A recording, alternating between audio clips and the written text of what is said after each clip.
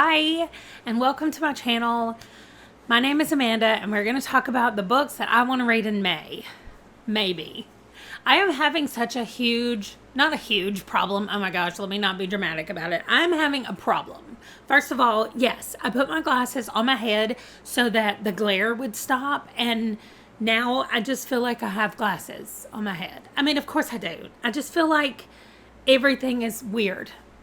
Whatever, it does not matter. We are here to talk about the books that I want to read in May. So first, let's go with what I am for sure reading in May. Andrew and I are reading Stephen King books and Robin Hobb books, and we've already started Under the Dome by Stephen King. I thought I had a copy of this, but I don't. And so I'm listening to it on audio. You can just see a picture of it here. I didn't realize how big it was until we had finished listening to like 6 chapters or something. And I looked at the thing and it said we still had 31 hours of audio to go. And I was like, oh wow, this is long. So that's going to definitely bleed over into May. So that's not something that's starting in May and ending in May. It's just a book that we're reading. The other buddy read that I'm doing is Fat Girls Hiking with Sandy from Miss Reads a Lot. And she and I have been reading nonfiction kind of health and wellness books this whole year, one every month. And so the only thing I know about this, it says an inclusive guide to getting outdoors at any size or ability. And there are pictures inside, as you can see. It kind of looks to me like it's different essays or different biographies of hikers. I'm not sure. I'll find out when we get into it, but it'll be nice going from the metabolism makeover that we did last month that was very factual heavy and actionable items, which is what we've been asking for. This one will be nice to just back up and just not have to do a lot, but just read it and enjoy it. That's all that I'm buddy reading, and so that's all that I have to read. And here's what I'm saying. The problem that I'm having is that I don't think I can participate in readathons anymore. And for a lot of people, readathons motivate them to read more books than they would normally read, right? And it does that for me as well, except I already read what I consider to be too many books. And so a readathon just amps that up to a whole nother level. And I feel like I cannot do anything but read. Like I feel like I'm always behind on whatever I'm supposed to be reading. And so I did the Battle of the Bands in April, and I read all 20 prompts for that. And I finished it within just a few 24 days, 25 days, something like that.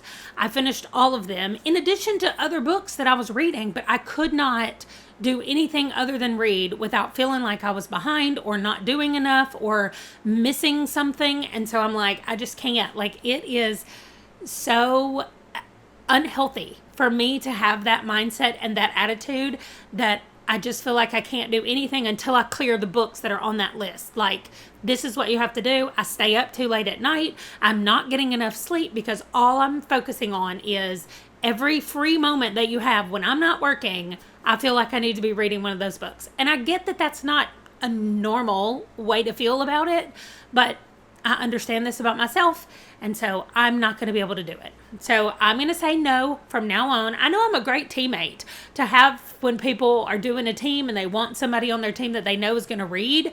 They do ask me, and it's because I'm going to read books, but it's not the best way to be.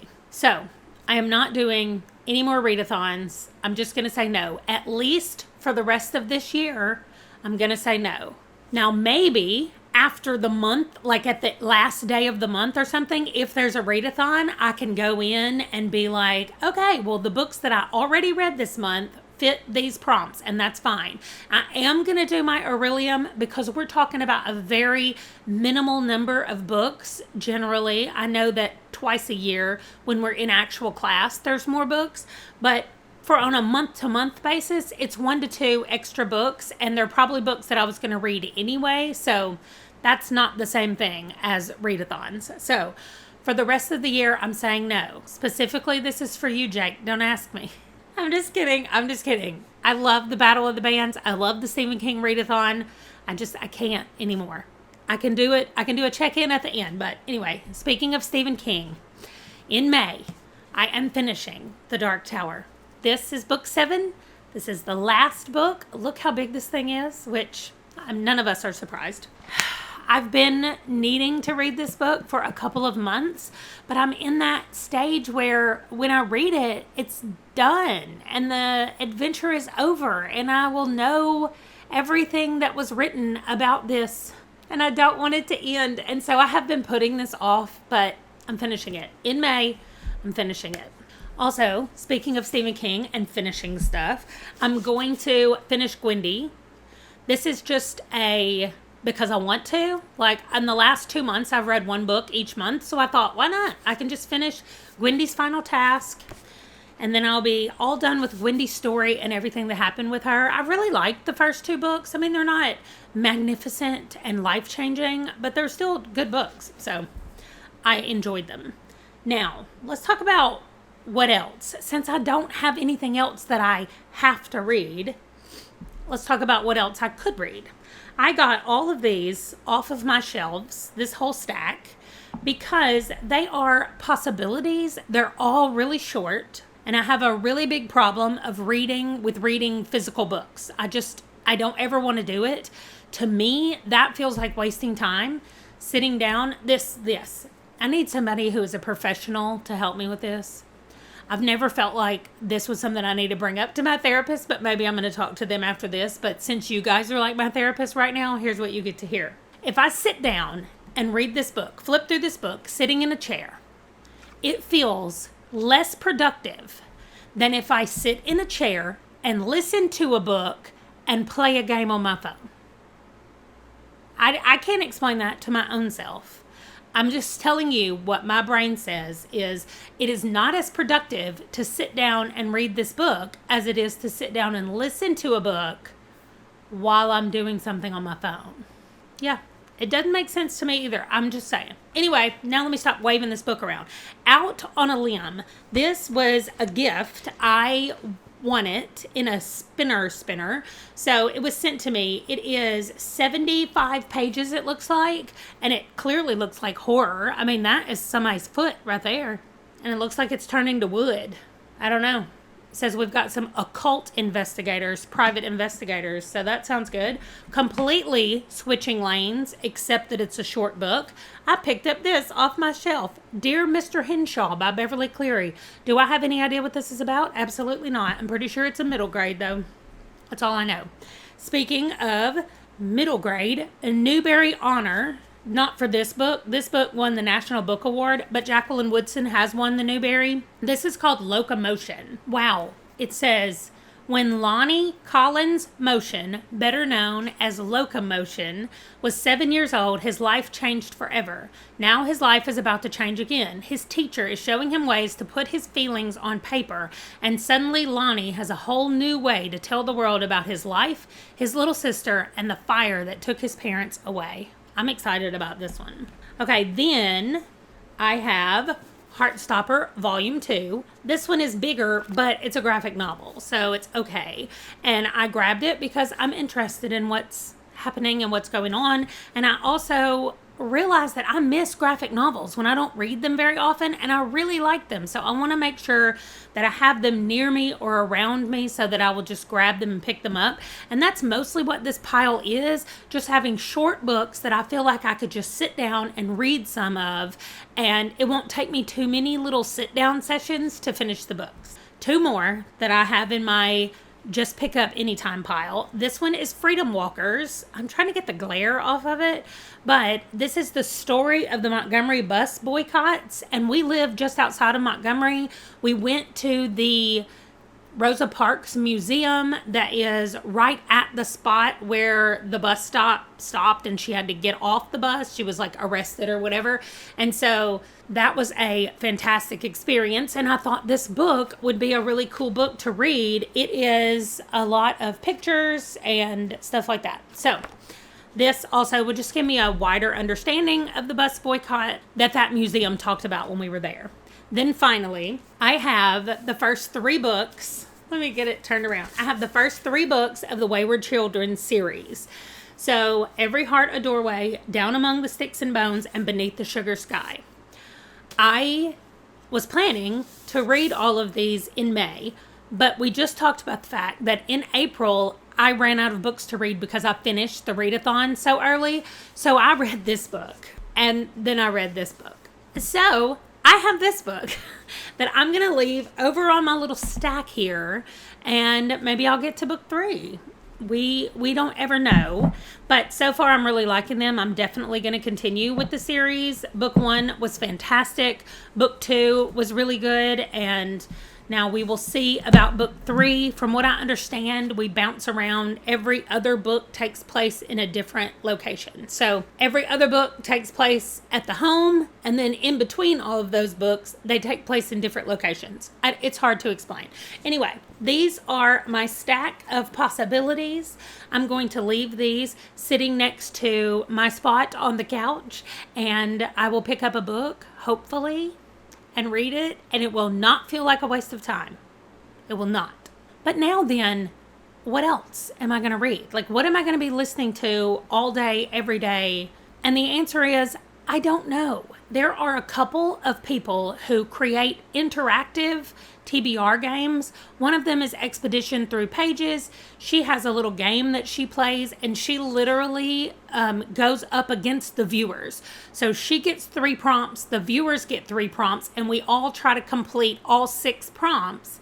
And if we do that, then if enough viewers do it, we get to move forward. If she does it, she gets to move forward. And it's kind of a race to see who can finish the trails. It's called The Tales of Two Trails, I think, is the name of the actual game. Anyway, all of that to say, I will link her down below, and she has not put out her video yet as I'm filming this. So I don't know what those 6 prompts will be, and maybe the books that I'm guaranteeing to read, maybe those books will fit into one of the prompts or not. But then I'll find other books that I want to read, because that's only 6 books. These 3 and her 6 would make 9 total. If I couldn't fit any of these 3 into any of her prompts, then we're still only talking about 9 books. And I average about 22 books a month on a normal month. Not a, oh my gosh, I'm in a readathon, let me read 30 books or something like that. So the other person who does an interactive TBR is Amy at A Star Reads. She does the Game of Bookish Life. So it's a life board, and she's completely redone it all. And so she does a viewer prompt every time, and then we get to fill that one prompt. So that's another book that I always make sure I try to add onto my pile of books. And so that's 10 books total. So I think what I might do for the rest of them is literally just, I was going to say mood read, but I'm not good at mood reading either. Like, I need to know what I'm reading. I know that I will read some more J.D. Robb. I am down to only 15 J.D. Robb books left. If I can finish them by the end of this year, then there won't be any more books coming out until next year. So counting this year's books, there are 15, and that's how many I have to do. A couple of those are novellas, so those are really short and easy to do. The problem is, those are all on Scribd. And if you're on Scribd, you know that if you read 3 or 4 books in a row or really quickly or whatever, they're going to shut you off until the next month. And so I won't be able to read all of those. That's also where Andrew and I read most of our Stephen King books, because there are a lot of Stephen King books on Scribd. But the same thing, it'll cut me off, and my reset is on the 22nd of each month. So I've already done my reset in the middle of April, the endish of April, and so I don't want to have to wait until May 23rd to be able to read any more of J.D. Robb or Stephen King. So I'm trying to pace myself on Scribd, so I can't just say, oh, I'll read all of those books. Like, I tried to do that in December, and it did not work. So I don't know. There is another book club that is starting. Krista from Books and Jams, which I will link her below as well. She hosts Middle Grade March, not by herself. There's a few other people that host it with her, but she just did an announcement. They all just did an announcement video where they're starting a Middle Grade March book club, and they're reading from May to January, and then they're going to take February off, and then March is middle grade March, and then they'll take April off, and then the book club will run May to January. At least that is the way I understand it. So they have already picked all the books from May to January. And again, that's just adding one book, and it's a middle grade book. So I really think I may go ahead and add that in. The book for May is called The Ogress and the Orphans. And maybe that'll fit one of the prompts for Tales of Two Trails. Maybe that'll fit the reader prompt on Amy's thing. I don't know. I guess I came on here to say I'm finishing The Dark Tower. I'm reading some buddy reads. And otherwise, I don't know what I'm doing for May. I just know that I need to not do readathons. That is the one thing that I have learned and come to tell you about. I want you to tell me if you have read any of these books that I talked about. I have a book sitting in front of me that I was just not going to talk about at all, but I think I will. I've now held this up for 2 months or twice now. This is House of Leaves by Mark Z. Danielewski. I'm so scared of this book. Like, you know, they say intimidating books, like read the intimidating books. I just saw the page that I wanted to show y'all. Okay, so this page has weirdness, right? This is written upside down. First of all, this is upside down. Then you have this. Then this page just has like something right here in the margin of it. I don't understand. I don't know. I started reading the intro, and it's like, if you have these papers and if they've been bound, they made their way around in the 1980s just as a pile of papers that somebody had that they handed around. And I was like, is that like the real backstory on this book, or is that already part of the story? Like, I'm already confused at the very beginning of this thing. I thought about setting like an alarm in the mornings, and when I like take my morning break, I sit for about 20 minutes and just read this book. And then I just do that every day and see if I get anywhere in this one. I do think that's what I'm going to do. I will check back in at the end of April, even if I'm not finished, and I will tell you how far I've gotten in this book. If you've read this, tell me. Tell me what you thought about it. Tell me that it's not as bad or as scary as I think it's going to be. Anyway, that is going to do it for the most chaotic thing I've ever tried to film before with the least amount of information. So here is my stack of potential books with the definite books up on top. And I will see you guys in my next video. Thanks for watching. Bye.